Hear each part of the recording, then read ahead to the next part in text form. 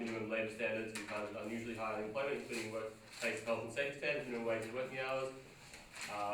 The rest of the topics not on the ballot, but I'm sure you got the picture. I invite the Prime Minister, Tamane, no preference to speak to the motion. Here.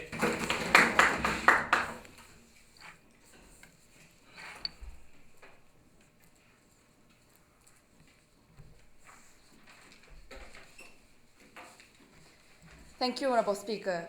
The context of this debate is not an unusual economic situation where people can get decent jobs to live on. But we believe the context of this debate is about people who, in that people are literally dying on a flat by yourself or on a street and begging people to pay for you because you don't have any jobs, and the government is unable to help because it's a very unusual situation where for example, economic recession happens and so forth.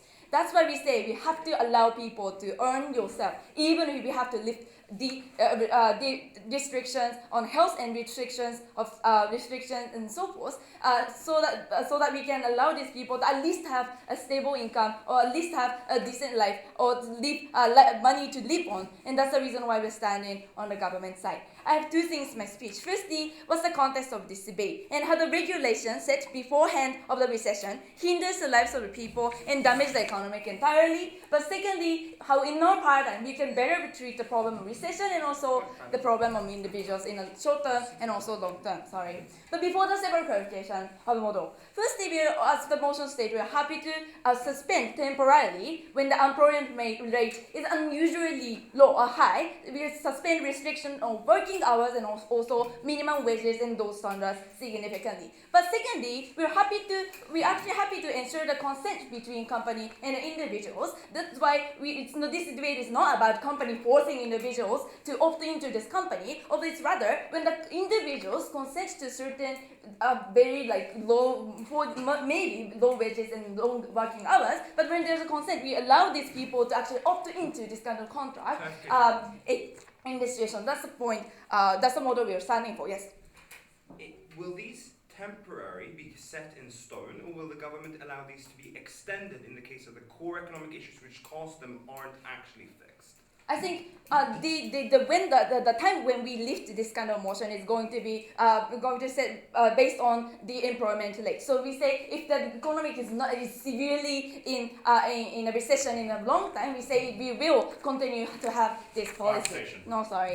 Firstly, moving on to what's the context of this debate and how the regulation said beforehand the recession hinders the lives of people and damages the economy entirely. So the context we believe here is that is a very severe situation where economic recession like 2008 in the United States, and like this situation where and why this situation is happening, because we believe firstly power of consumer is extremely low to the extent that company cannot earn money to pay for employment. That's why the company because they cannot offer so much employment, that's why this unusual unemployment rate is happening. But secondly, in these circumstances, government is also unable to help the people on the ground. Why? Because basically the government is largely depending on the company's tax revenue when they actually make a budget to help the welfare and to pay for the lives of people for basic livings. Therefore, at the time where companies cannot even afford to pay for their workers, it means that company's budget is also extremely shrink. They don't have any income,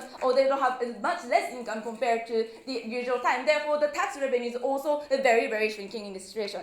Therefore, why in this situation regulation is actually hindering the lives of the people? Firstly, simply people cannot work to actually earn money, and the government can pay for those people, because no jobs are actually because when there's a restrictions, you have to pay much money for the workers for per hours, right? Therefore, we say no jobs are available in this kind of situation because companies are forced to go accord with the regulation that's set before, right? Therefore, we say it's really hard for people to find jobs that where they can actually earn money, because the companies that actually cannot follow the regulations, cannot actually have this decent the minimum amount of wage ensured for all all people, right? And secondly, that also screw up the entire economic situation and makes a vicious cycle in the economy. Why? Because when nobody can consume goods due to the lack of money, due to them having no jobs,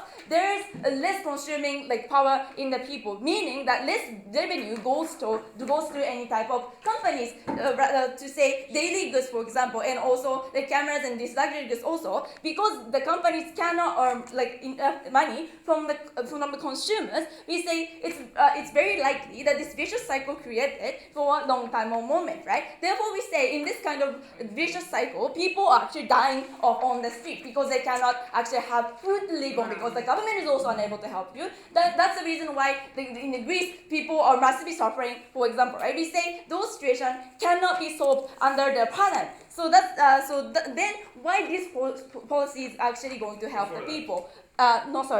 So moving, right? Why in our paradigm we can better solve this problem? Firstly, we say at least people can survive on they can access to decent job or at least they can have money to live on. Why? Because we say companies do have an incentive to actually keep paying on a minimum standard, or pay for the people to live on. Why? Because when there's a companies try to employ, there's an educational cost that actually goes to these companies. Therefore, companies have an incentive to not to let the people die. Maybe that wage is not as high as the jobs that is available under their paradigm, but we say at least the companies have a little incentive to company has certain amount of incentive to make sure that these workers can survive and can get certain monies to live on, because they don't want to lose the educational costs, right? Because when the workers die, they lose the educational costs. Therefore, we say they make sure that these employers can actually live to survive, right? We say that's better than their paradigm where they have no access and no help for those people. But secondly, in the long run, we think there's a positive change happening, because we say the consumer's power is going to increase little by little, right? Because we say starting with daily buying daily goods such as milks and foods and these really stuff, and now these companies can pay off for the workers that are working in these companies. Therefore, we say this little by little step of consuming power increasing, we say this is a long-term change will happen in our paradigm compared to their paradigm, because now that companies can earn a little bit more money for their own companies, they can actually invest that money in employees so that they can increase productivity of these workers, right? Therefore, we say it's much better than their paradigm. Even if they take the case where they have to decrease the amount of welfare and so forth, we say that's still better off our paradigm. Therefore, we propose.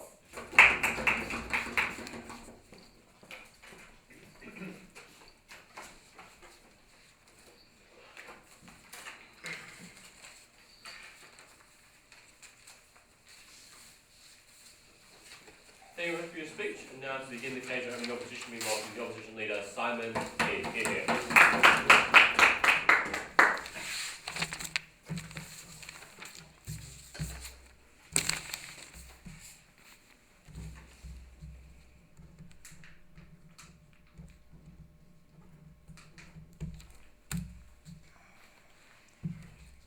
All right.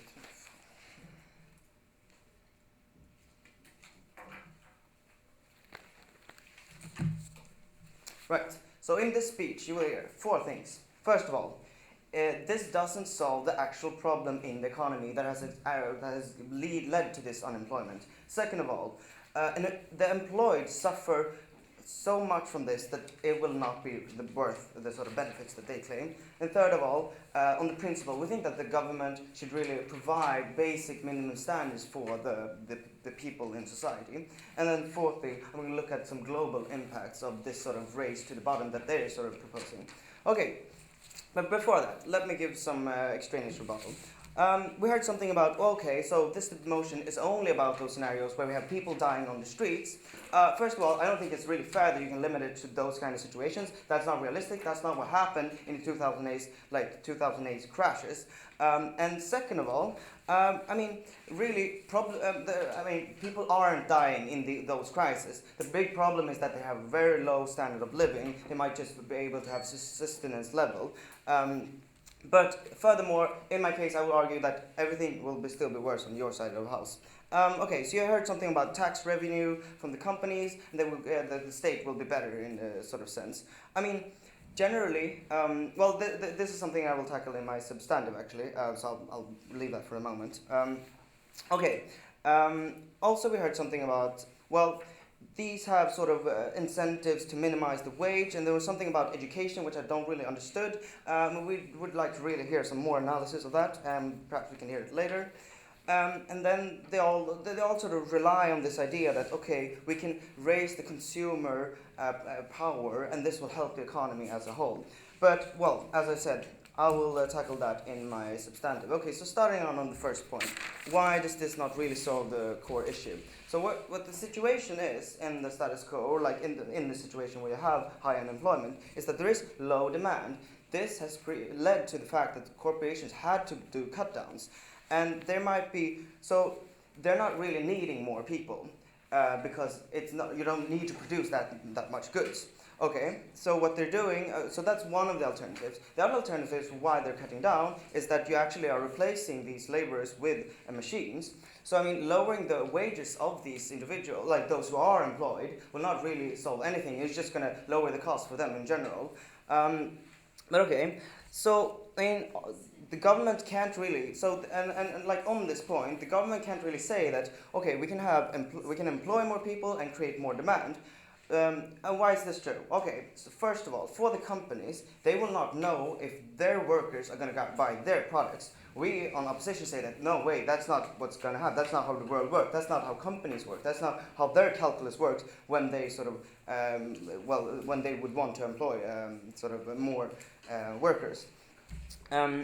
Okay, and then we have something about, right, so, and then we want to ask the government if stimulus or rising the demand in various ways, which we have through, you can change the steering rate, you can, like, in different ways have stimulus in the economy. If that could solve the problem, why would you then, like, impose all of these labor, like, or remove these conditions, labor conditions that are protecting the people of these companies, if, so to speak, the demand is the core issue, and you can like solve it with that. Okay, so that leads me into the second argument in regards to like the those who actually are employed. I want to mention no, thank you. I want to mention here one thing. They say that okay, we can have some sort of talk about corporations talking with individuals, and then they can sort of agree on something. First of all, we're not really sure why those workers who actually are employed would really want to agree on that. They are employed, they have safety, they have like health regulations, they have pension benefits, they have higher wages. We're not really sure if that's really how people think when they're in a crisis situation, where that they're going to accept like, oh, we're going to give all the rights because some people, which they might see like, okay, these are lazy people or whatever. They might have some stigma. We don't know. But the main thing is that we don't know if they're going to agree on these, like lowering these conditions, which they have in their model. Like there will be some fabulous agreements.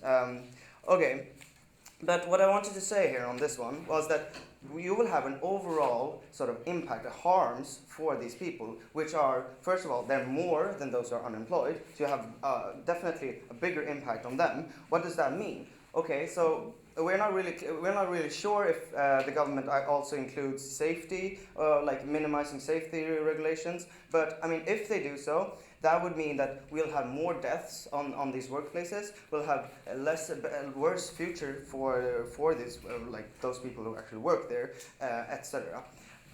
Okay, moving on to the third thing about the principle. So okay, I'll take opening them. Okay, workers are human resources. If they die, the income of the company shrinks. Don't you think companies have a minimum incentive to pay for certain monies that they can live on? It's unrealistic that companies just bought up and lower the situation. So sorry. Yeah, sorry, I didn't understand that one. But okay, on the principle. So we think that there is a principle that the government should actually provide a basic necessities of life. This includes like having a decent wage. It includes that you can actually go to work and live your life and not be subjected to sort of risks and safety harms at your workplace. But that's essentially what we think, that's one thing that can lower cost for a company. and we think, and that might be the case that the government wants to remove. We're not really sure because they were very unclear on that one. We think that it's the obligation of the state to actually ensure this. And okay, now, so moving on to the last thing. So, even if they can prove that, okay, there are some certain short-term benefits to this motion, that we can actually rise the employment in this sector, what we see that this will lead to is a race to the bottom globally, because what they might argue is that, okay, we have consumers abroad, but the problem is that, well, there is competition globally, and if you start lowering the standards in one country, lowering the wages, lowering the safety conditions or whatever, that is going to create repercussions and reactions in other countries, which will mean that overall workers all over the world will have a worse life, or then that might happen. Okay, so what I've brought to you is 3 significant harms. We talk about. First of all, I've said that they don't really solve the problem because the problem lies in demand. Second of all, those who are employed suffer. Third of all, we think that the government should actually provide this sort of solutions and that there are alternatives. And then fourthly, about the global impacts. Thank you.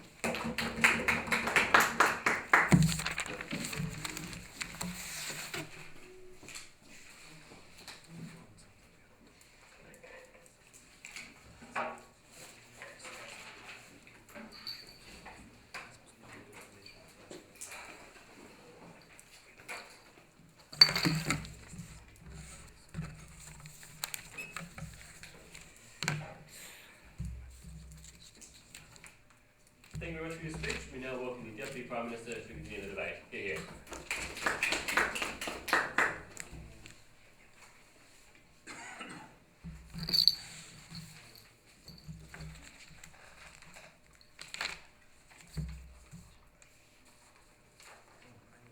Mr. Speaker, they miscontextualize this debate because homeless doesn't die, too free to die, because government have capacity to subsidize, to stimulate the economy by using the budget.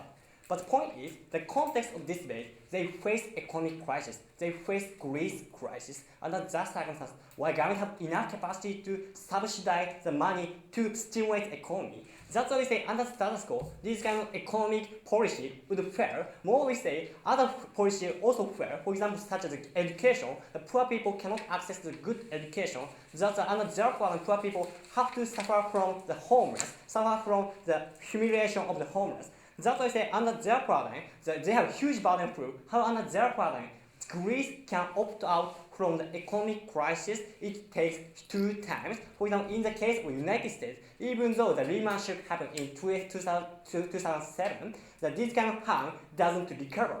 That's why we say it's a time to change the status quo, and we have to take the policy. We have to take a risk. So today I have 3 things in my speech. Firstly, how our paradigm, economy recover, and the quality of life of citizens will recover at the end of the day. And secondly, even though we consider the best case, that people have to work at a severe condition, why still our paradigm better in terms of principle, and thirdly in terms of impact. So all the matter is integrated in my speech. First issue, how our paradigm economy recover. So we say, as my partner has said, the purchasing power increased because under the current United States, the 50% poor exists in the status quo. That's why I say if their income is increasing, even though at the $3 or $4, the total pie of economy, the total pie of the purchasing power would increase. And that's why we say, even there are little money for the poor, the total economy would increase. That's why we say that this poor family can buy more bread, can buy more car, or can give a more good education to the children. That's why we say under their paradigm, the company also can foresee this consequence. That's why company also have more incentive to make more goods, to produce more goods, to sell. So these kind of economic stimulus would happen under our paradigm. So then they told you that the salary of existing worker would decrease under our paradigm. But these kind of things doesn't happen. Why? Because this kind of existing worker, a white collar worker, is asset of the company. So which means if if they humiliate this worker, and if they look down on this worker, they got anger, and they have enough capacity to move on other companies because they are talented, they are from Oxford, and so forth. And that's why we say that their point is huge premise that it doesn't happen. And secondly, we say under urban how economy recover because investment come more. Rich people have more incentive to invest more. Why? Because under urban, cost of human resource decrease, which means there are more possibility to succeed in the new business. There are less risk due to the cost of human resources. That's why under our paradigm, new startup company would happen more and more, or the new business would happen in our paradigm. And that's why we say because of investment, because of purchasing power, under our paradigm, economy would better off. It's not perfect, but compared to the government budget, our paradigm is better. So why this is good in the long term? Because in the long term, purchasing power increase for the all poor people, which means the economy as a whole would increase. That's why we say we can decrease.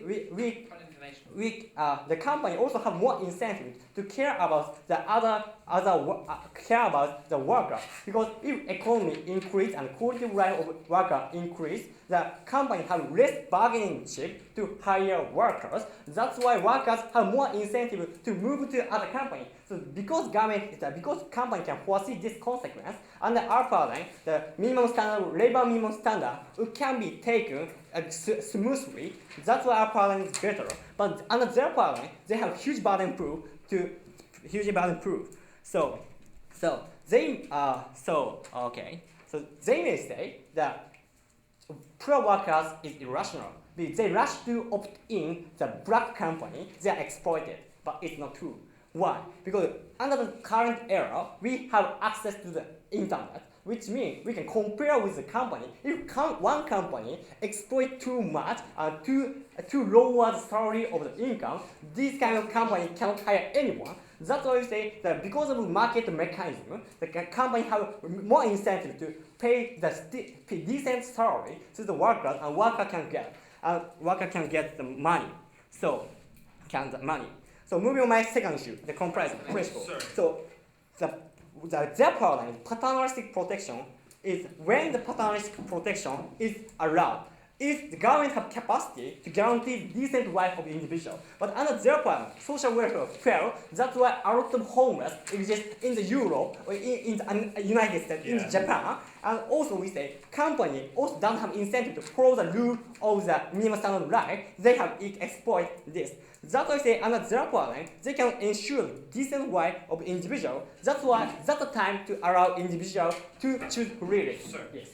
Which worker do you think is most efficient? One who lives in decent conditions, or one who virtually works as a slave for minimum sustenance? Yeah, decent worker is more efficient. That's why companies have incentive to guarantee the decent life for the company. So this is a market mechanism. So you have to run the economics. Moreover, we say our paradigm, because we say the individual is professional of their preference. That's why we say we have to allow individual to opt in hard situation compared to them. But this is better off. Why? Because under their paradigm, poor people are entrenched in the homeless. They are deprived of their dignity. They have to beg to the money for the foreigners, for other people. Under our paradigm, at least they can feel a sense of association to other people, and they can at least earn the money and to pay their money to their children. That's why we say still applying better. And moreover, we say under their paradigm, the worst case scenario is the economic pie shrink at the end, which means the middle class people exist under current middle class people drop out the status, the economy will shrink, and this kind of vicious cycle will happen. That's why we say in comparison, because of dignity and because of the freedom of choice, we have to allow. Thank you.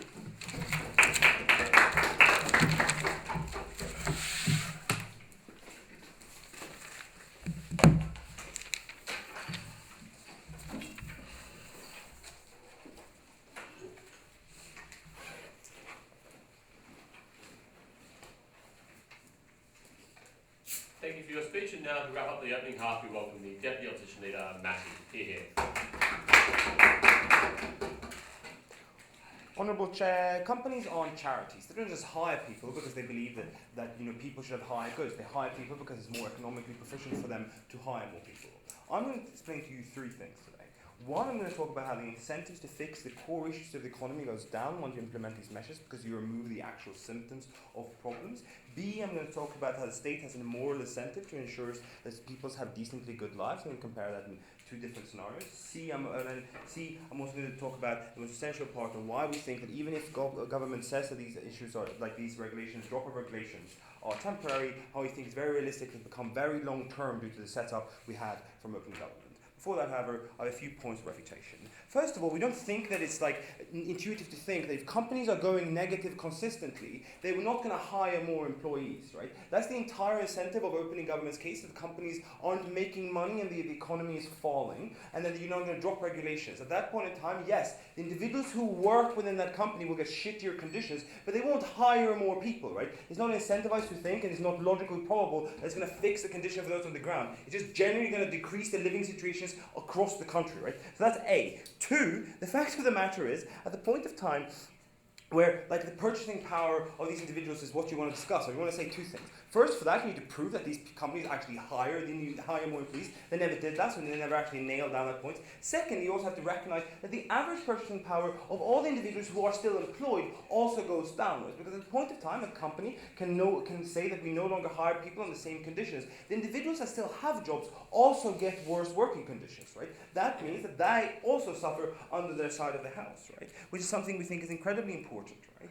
Mostly and lastly, this is an apparent thing that apparently, and we will discuss this, what world are we living in, right? But the problematic idea is that the Prime Minister says this in some sort of post-2000, like late 2010s world, like economic crisis. The other one sets it in Greece, and one sets it in the US and one sets it in Greece, right? The problem is that those two conditions are extraordinarily problematic in the way that they actually interact because of how different they are. In one situation, yes, you have people living on the street, and yes, you have people living like essentially like on nothing. The problem is that companies there virtually don't have money, and it doesn't help if you lower regulations because they still don't have money to hire people, right? That isn't implausible. I'm going to go into this more later. Secondly, in terms of the US economic crisis, the situation isn't as probable and people aren't dying on the street, and we're arguing from two very different conditions there. I'll be going into more of that comparison later on why it's essentially important.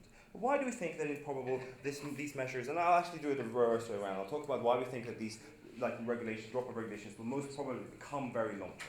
Because A, you have to realize at the point of time when you remove one of the worst symptoms of economic disaster, which is unemployment in of itself, assuming that the gov case works, right? You remove one of the biggest incentive for the regime or for the government in place to actually engage with the issues that cause this economic disaster in the first place, right? Because people aren't as dissatisfied, people aren't as consistently was claiming that you need to do something about it because we need jobs, right? The consequence of that is that yes, maybe more people will be employed. The problem is that the average living conditions of all those people will indeed be worse. Because the comparative on our side of the house when you don't drop these regulations and companies can't hire people is that in the end the state itself will have to tangibly deal with the economic issues that cause that regulation and tries to fix those, right? In the end of the debate, that means that Greece will have to tangibly actually deal with what is the cause of their economic problems, try to fix those problems, and thereby get those people improved. At the end of that scenario, the people who initially had jobs still has jobs under decent conditions, and B, the individuals who don't have jobs still have jobs, and now have jobs as well with good conditions. Right? We think that comparative falls very strongly on our side of the house. Secondly, this is very important, right? The problem is that if you discuss it in terms of Greece, and if you discuss it in terms of these types of economies, right? The issue of the fact is that often they become dependent on specific type of situations and specific low wages and regulations which they can pay their workers. Because it is incredibly cheap to export goods when you have incredibly cheap labor, right? That is one of the reasons why you literally, why trying to boycott sweatshops in China is such a problematic idea, because the Chinese economy economy and the Chinese individuals are dependent on low conditions, because at the point in time it gets higher, then these companies are literally going to fire them and replace them with machines, right? Because you're making literally companies and literally the economy dependent on the ability to use cheap labor to produce cheap products, export those products, and make the economy that way. That means you literally can't fix it, right? So with those two tangible things, we think it's very probable that it will extend for a very long time. What is the then impact of that? I'll discuss that after I take closing, if that's a point. But I don't see any solution in your proposal. How are you going to solve the dependency to the cheap labor? Sorry, say that again. I don't see any solution in your proposal. How are you going to solve cheap labor dependency?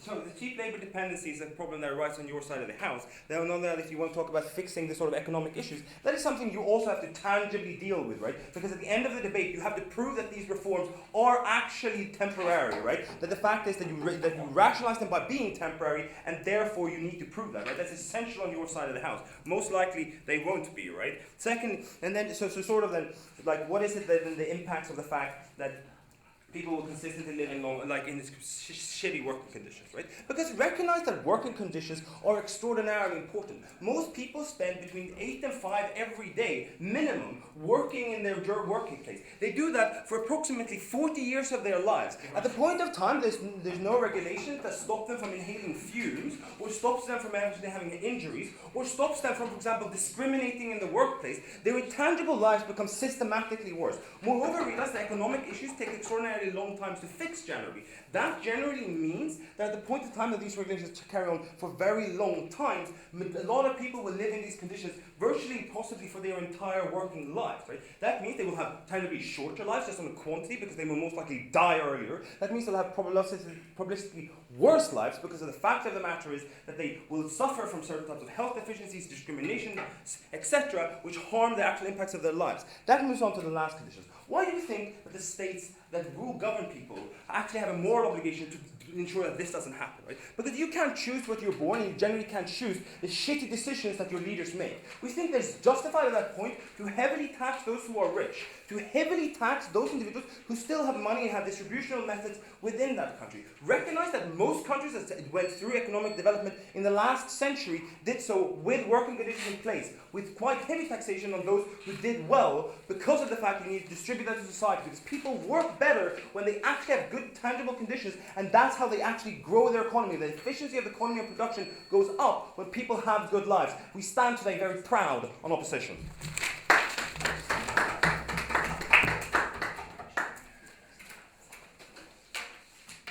I just want to, you can carry on, like I'm really sorry. The teammate can apologise to us.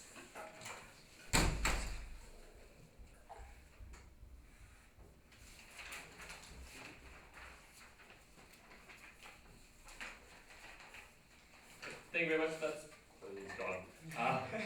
I now invite the government member Aryanda to begin today's closing half here. Sorry if I pronounced that wrong.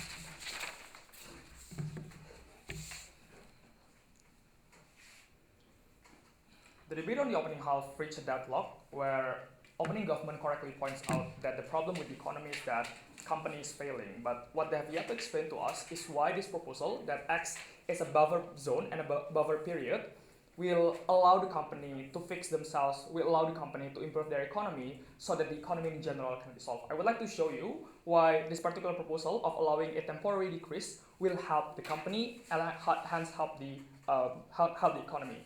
Meanwhile, what is wrong on opening opposition is that the only solution that we heard to us is just stimulus or some sort of stimulus or economic package but it's not.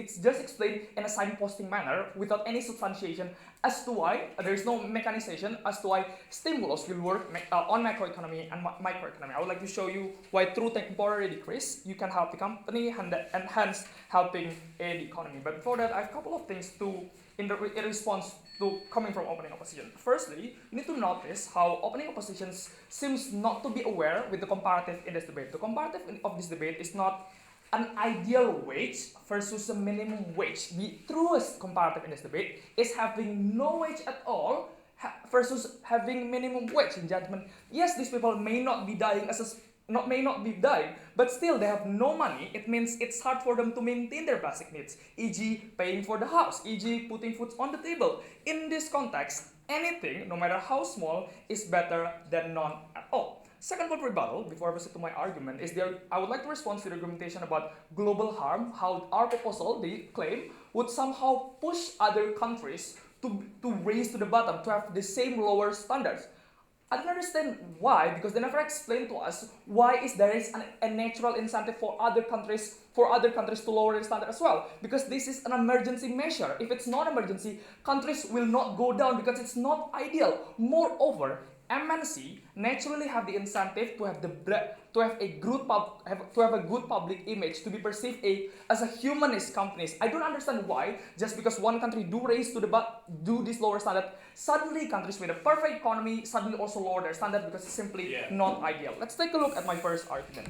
We need to firstly characterize the word unusually high unemployment and why is the decrease only temporary. It is unusually high and it's intended to be temporary. It means that the problem is not a structural one, but rather an incidental one and less likely to have a long-term effect. It means it is less likely that the problem is long-lasting as the problem of automation, as opening opposition contested in this debate. When it is temporarily, it means it's more on the problems such as one, for example, economic downturn that will rebound or recover after a while, or say a trade restriction on a certain industry that is imposed by certain importing countries, and etc. The problem in this, understanding that context, the problem with their model is that their model exacerbates the economic problem by pushing the companies away, the very entities, the very actors that we have assumed as the main economic engine of the companies. In the context where there is an economic downturn, where society's purchasing power is low, the companies struggle to gain benefit. On their model, this is then further exacerbated by the fact that companies need to bear the cost of high labor standards. In this situation, what companies would do is simply moving away to better markets and leaving no employment at all for the countries that they left. Why is this the case? I have two key reasons. Firstly, because we live in a globalized economy where usually companies, like for example, the biggest companies are usually multinational companies, has network in many countries. What they would do are the following things. Firstly, they would simply stop operation in one of its branch if its branch brings more cost than benefit. They would rather rely on a branch which operates in a better market. Yeah. So it's that easy for companies to live. Before I proceed, close it. If companies only base their decisions based on how much places cost, the UK literally wouldn't have an economy, right? Clearly companies take a lot more into account than just how much their workers cost in that area. Oh yeah, I promise I'll respond that in the second reasons. That's the first thing. Right? But secondly, MNC with big fund can simply relocate to another market. They have enough money to just start a new industry, a new market in other emerging economy. That's the second thing. But thirdly, they can simply do corporate action such as divestment, pull their funding, and then reallocate that funding and money in already good running markets. Those are the alternatives that companies can do, something that we need to face. But secondly, it's also about perception of companies. How investors, where they will be under the impression that the government is so rigid that even in times of economic downturn, they fear that they have to face in times of economic crisis, they still have to bear the high cost with no excuses at all. Seeing this problem, it's more likely for companies to go because government seems to be very rigid. on our sub-DAOs, comparatively, the most important thing that we can ensure on our sub-DAOs is that companies can stay through the economic problem, maintaining their presence, and once they recover, they will increase their standards. How will they? I would like to show you then how companies will have the natural incentive to increase the standards. Because firstly, as I've suggested earlier, MNC or companies usually have the incentive to make sure that they have a good public image to be perceived as a good brand, and that is usually done by being humanist company. So once they have enough money, they will naturally recover the standard. But even if it's not, it can be forced upon them by who? By one labor union who still remains and still now have money because the company still stays there, can force the company, or the government can simply force the labor union. So all in all, companies stays in economy and can naturally help the economy. Secondly, this is a minor one because this is the problem about automation that is signposted but never substantiated. But I would like to show you how the problem of automation is better solved on our sub-DAOs. Because at the very least, when the company stays, these people, no matter how small the money that they get, can utilize that money. For example, they can take extra course, some sort of form of education, so that they can have a specific skill that automations do not have. So with that money, they can survive through the era of automations. But secondly, at the very least, once they have money, they can properly look for alternative of jobs in their sub-DAOs. These people cannot even properly look for jobs because the only thing that they have in mind is just feeding their stomachs. So on our sub-DAOs, even in light of this automation era, these people survive on our sub-DAO. Thank you.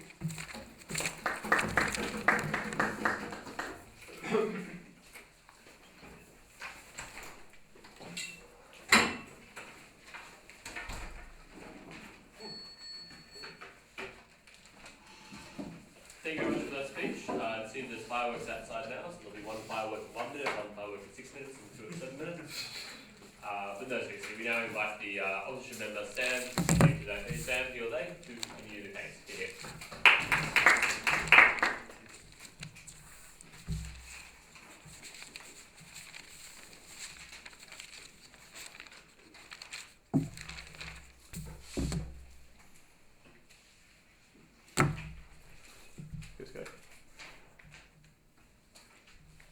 What all teams on government miss is the fact that labour standards, minimum wage exist for a reason, right? It's because industry is dangerous, it's because if you lose your life in an industrial accident, you don't just get it back, right? It's a permanent loss to you because you're dead.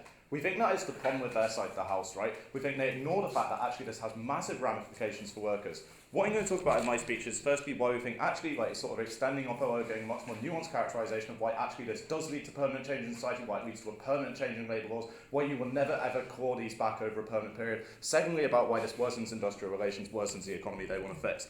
Firstly, a couple of points of rebuttal. Right, firstly this idea, like, I'm also presuming like they didn't mention like where this is, I'm presuming this is like industrial like Western democracies, given that like they're the ones which generally have high labour standards and things like minimum wage. So like I'm just going to base it on that. But like firstly, right, like this idea of like homelessness, right, note that these countries have a high welfare state already, right, it exists as a safety net to actually help these in the first place, which means homelessness isn't really what we're dealing with. What we're dealing with is the problem of long-term unemployment, right, that people have a house supported by the like state, but actually like they can't live there. Like I'll take you in a bit. But like, so we think like that is actually the problem we're dealing with. We don't think this idea of homelessness being on the breadline is a problem. Secondly though, there's a contradiction in their case anyway, even if we take that at their best, because it's predicated on the idea that workers aren't going to go for awful jobs because the internet exists, which means that they can choose which job because they know other companies offer better labour standards. Then they say people are living on the streets and they're starving, so they'll go for anything they want, right?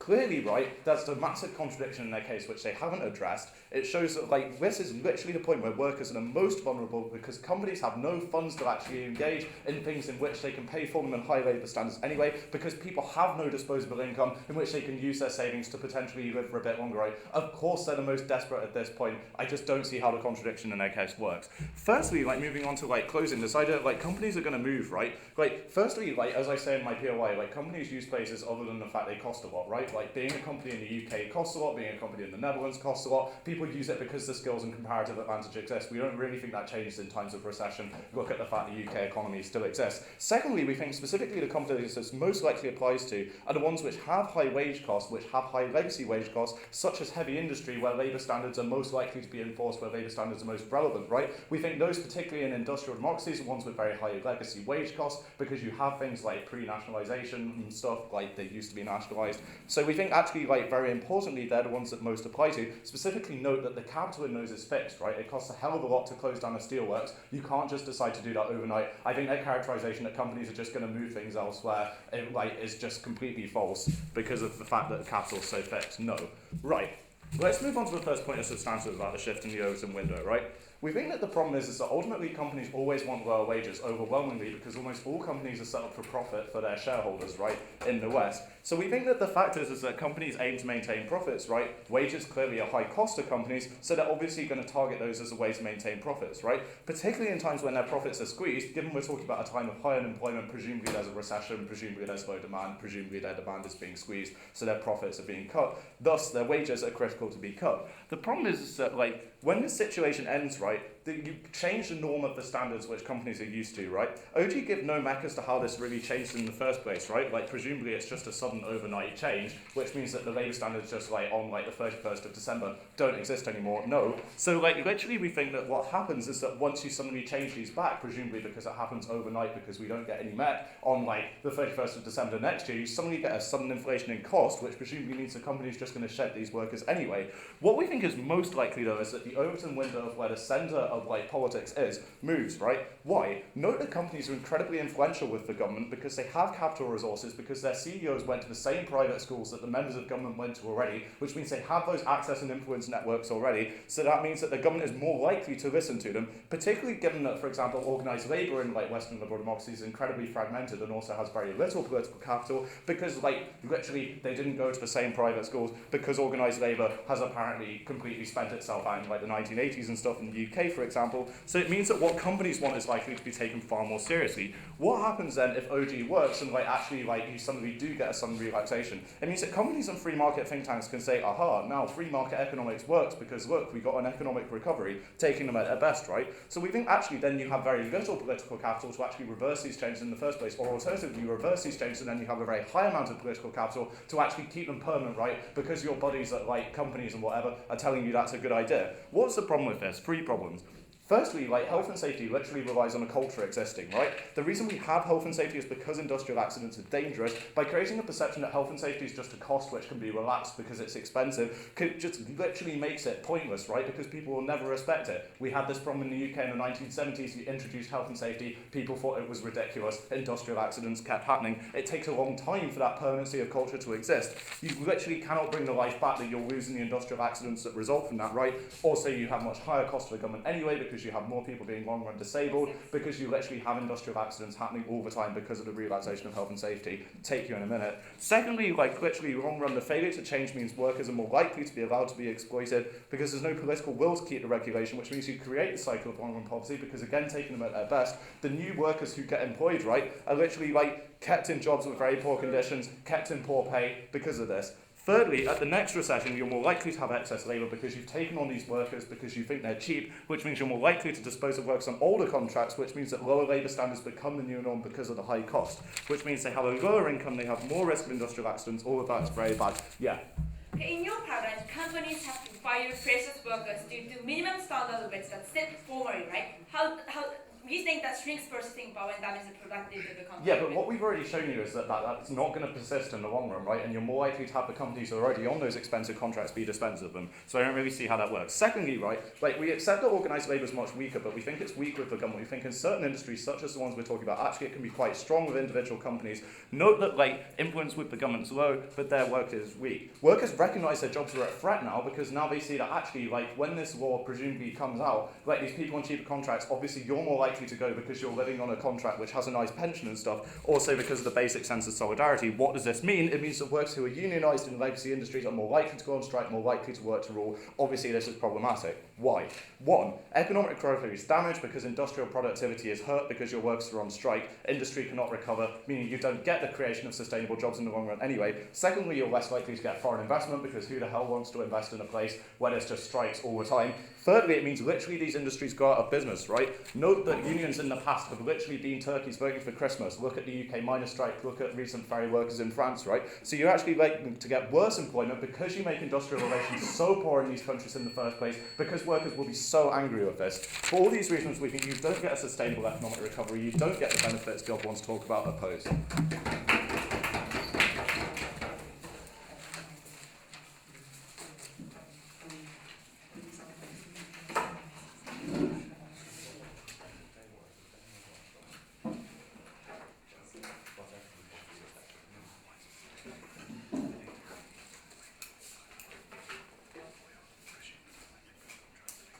And now to conclude the government's edge case, we welcome the government of Aldilda, Kohei.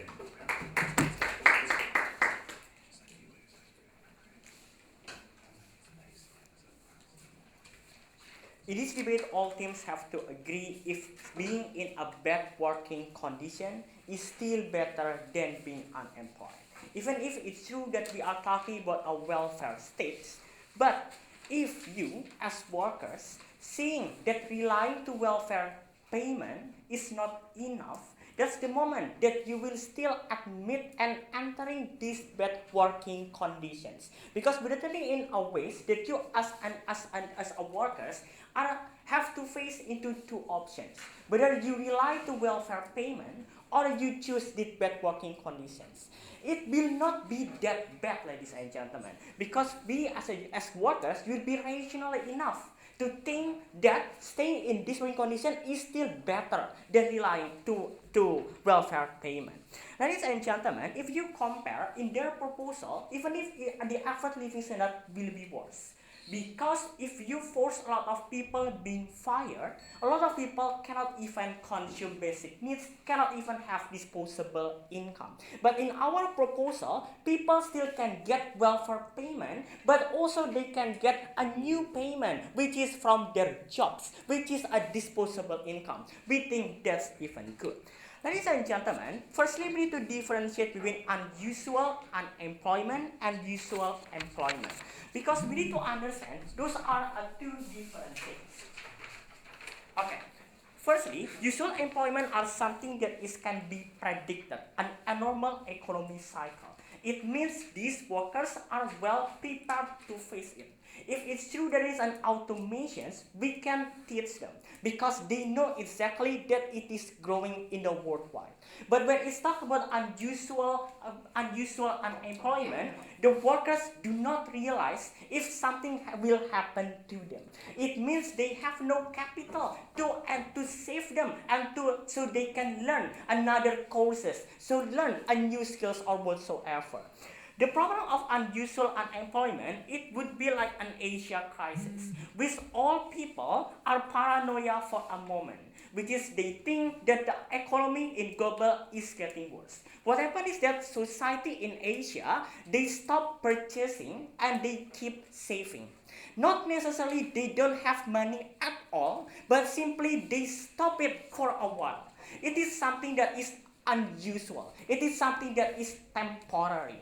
Therefore, it is only a matter of time until finally all the consumers in Asia finally realize that the economy is not that bad and start consuming again in the future. It is just a matter of time until finally the consumers can start affording to buy an expensive goods. It is only a matter of paranoia. Ladies and gentlemen, this debate is that we want a law that is only temporary, that is only for unusual conditions. Therefore, the government can only pass these circumstances if it is already fulfilled the parameter of unusual economic conditions. There will be no abuse of power from the company like what they say. Something like you keep explaining that it is something that is usual, something that cannot be temporary. Because if that's the case, it doesn't come into the debate today, ladies and gentlemen. But before going to that opening, your opening says that companies won't actually employ that harsh measurements because they want to keep the productions efficient.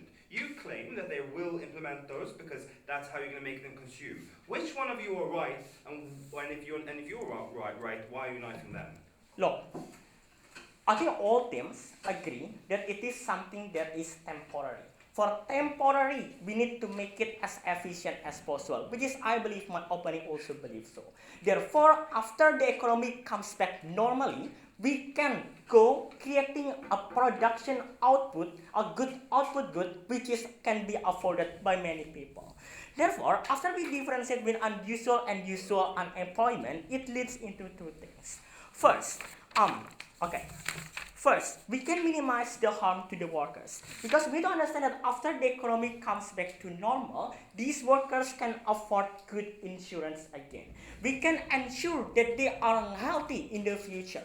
Workers can get higher wages after it comes back normal to compensate the hard labor previously, it is good. Second, we can minimize public paranoia.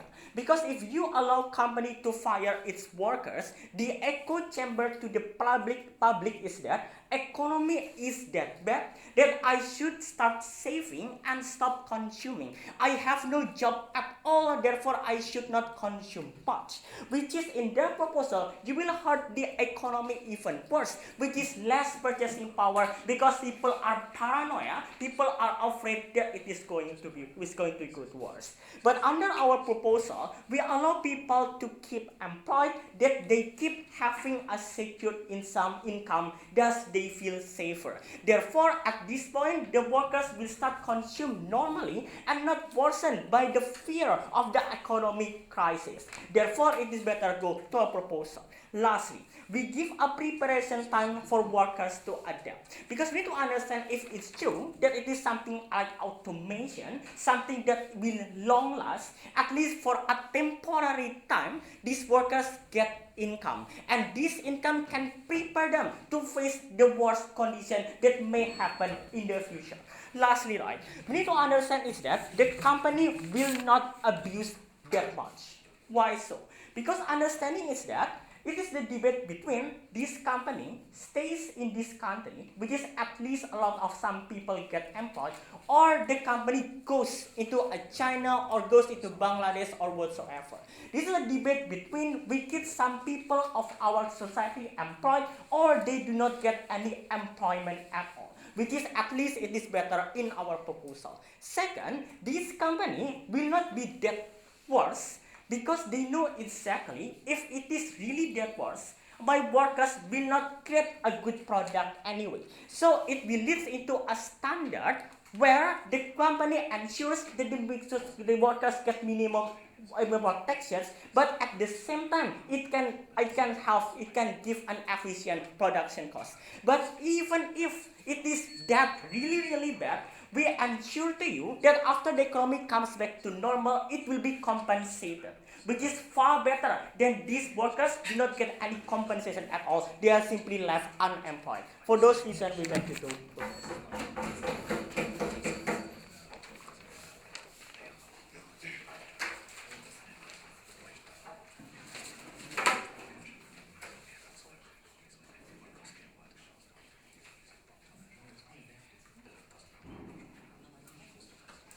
Now to the last speech in 2016, welcome the opposition with Duncan to conclude the debate. Here.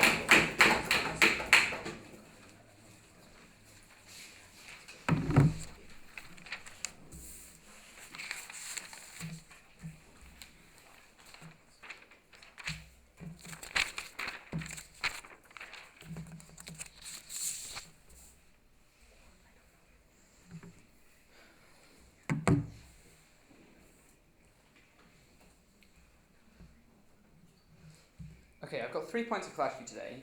Workers' relations, companies' motives, and thirdly, how the overall economy is going to be affected. But firstly, I want to talk through the different scenarios that can exist under this motion, right? So firstly, taking them at their highest, okay, these things are implemented, there is a temporary, this temporary reduction happens, and then they go away, and they never come back again, and while they're in, we get a nice economic growth. That's like scenario 1, right? Scenario 2 is that they come in and it makes absolutely no difference whatsoever, but just like makes all the wages and working conditions worse, right? Scenario 3 is that they come in and then the strengthening of the anti-regulation lobby is so significant that they become basically permanent, or at least it significantly lowers the standards for like other times, maybe not as extreme as it was in the Great Recession, but still provides a strong incentive for them to be less weak and not improve in the future. Okay, so let's go into the points of clash with those 3 scenarios in mind. So firstly, workers' relations. Okay, so the first thing here is we've got a complete mischaracterization and kind of weird kind of contradictions within their case here. The workers that we are dealing with here are desperate. Said so themselves, right? Many of these people are are on the borderline of starving, right? They are on welfare, they are on benefits, there's often a prejudice against this. They want to get off this at any cost, right? They want to be employed, they massively desire that. But at the same time, they're saying that these workers have got the time to shop around for a company that's going to treat them well, can consent without any sort of contrived or like exploitation, right, to these sort of new conditions. But that's just simply not true at the point at which your company can fire you and hire someone whose family is basically starving and will take any job they can get whatsoever to get any money at all. What does that mean? That means that whatever new minimum standards you set are immediately going to be reached exactly by companies, right? Because all these unemployed workers are desperate to take them. This happens specifically at the minimum wage, where the company does not care about that employee's skills because they basically don't have any, right? In terms of, so that means that the company has no incentive to keep this employee. They don't care if the employee goes off to another company. All the motives they've judged there don't apply because the workers are going to be exploited by that company. Okay, what does that mean, ladies and gentlemen? Well, like firstly, right? No, thank you. The effect of this is that workers come off worse, right? All workers who are currently employed have worse wages, and all workers who are going to become who are currently unemployed feel like they're being exploited in their job. And on top of that, right, the very policy that this exists will already exacerbate labour unions. What does this mean, ladies and gentlemen? This means that labour unions, right, who see bad effects on their workers and also just this awful policy being put in place in the first place, are going to be upset. Now, what happens when labour unions are incredibly upset to the point where they will strike for years and years and months and months? No, thank you. You get Britain in the 1970s, where you have a non-functioning economy, which is the exact opposite of what you want in a recession, ladies and gentlemen. Now, why is that going to happen? It's because labour unions, right, have a strong amount of power over individual companies, right? Some labour unions exist literally within one company, right? They exist, and so they have a lot of power in that relationship. That means that a labour union has the power to shut down a company completely if they don't agree with them. If the result of this, therefore, right, is that we have a massive series of striking and then nothing actually changes, right, in the labour laws, all that's happened on their side of the house, because the union gets what they want, right, all that's happening on their side of the house is we have a massive period of striking and then nothing changes and you get none of the benefits that they want to talk about, right? Okay, the other side of this, let's talk about companies' motives. Okay, so I've already talked about their employment motives and the way they relate to workers, no thank you. So let's talk about how then basically they're not going to hire more people. Right. In a recession, companies want the minimum numbers of workers that they can to produce like the amount of profit that they currently can get from the lowered demand that exists, okay? So what does that mean, right? That means that they're going to fire workers anyway. They're not going to keep getting more workers to increase the amount of like goods they're supplying to the market when the demand is not there. On top of that, because you're reducing the limits on working hours, in fact, the minimum number of workers companies needs to operate decreases under their side of the motion. And in fact, to some extent, there is a motive for companies to have less people employed because they can squeeze more out of individually desperate workers who can be exploited under working hours contracts, and they have to spend less time faffing around with all that nasty health and safety business that just gets in the way of making money. Right. On top of that, this idea of companies moving away from like profitable markets is is just false, right? Because what's going to happen is, right, in the places that have strong labour laws currently, which are generally Western liberal democracies, what that means is that they have a lot of money, ladies and gentlemen, generally. Those are the markets that companies most want to sell to because those places have a middle and upper class that has a lot of disposable income that they can sell their products to. So they're going to stay there, but they're just going to exploit those workers, the working class in those countries, because they can, because they want their profit. Okay, right, let's move on to the third point of clash, but first I'll take opening. Which is better for worker, to work more and less money, or to be fired? Okay, so that's part of my third point here about the overall economy and why it's better for unemployment. And part of that is why demand isn't going to change and why unemployment is better than poor employment, especially in the long term. Okay, so demand, right? The closing government want to tell us that because people are going to have more money, because more people are employed, right? That means that we're going to have more demand and that's fine, right? People have some money so they feel happy and then demand increases. That doesn't happen, right? At the point at which even when people are in jobs, they are still massively below the poverty line, which is what happens under their side of the house. Why? Because people who are on minimum wages in these sort of countries are already below the poverty line. All you're doing is putting them further below that. As I have shown you, companies will exploit these workers to the absolute minimum and can afford to exploit these workers to the absolute minimum. So what does that mean? It means you get none of the effects on increasing demand they want to talk about. On top of that, those workers have absolutely zero disposable income to spend on any industry that is not 100% required. That means there's actually less demand on their side of the house for things like luxuries, ladies and gentlemen, which are actually incredibly important for driving a lot of economies because those things have higher profit margins and are generally more exportable in these sort of economies. So what does that mean? That's why it's better for more people to be unemployed than for all these people to be in poor employment. Because if some fewer individuals have more money, they have more relative disposable income, right? Even if they don't have very much, they've got more than absolutely none at all. So that means that those sorts of people are the sorts of people who are going to feel that they actually have money and actually therefore able to go out and make purchases that they want to. That's the sort of thing that increases demand, not having loads of people who obviously are buying food because that demand for food doesn't really change that much because that's just how eating works. You have to eat, right? So at the point at which having loads of people in poor employment makes all workers' rights worse for the future. That's the point at which you need to not that's the point at which unemployment is better. Thank you.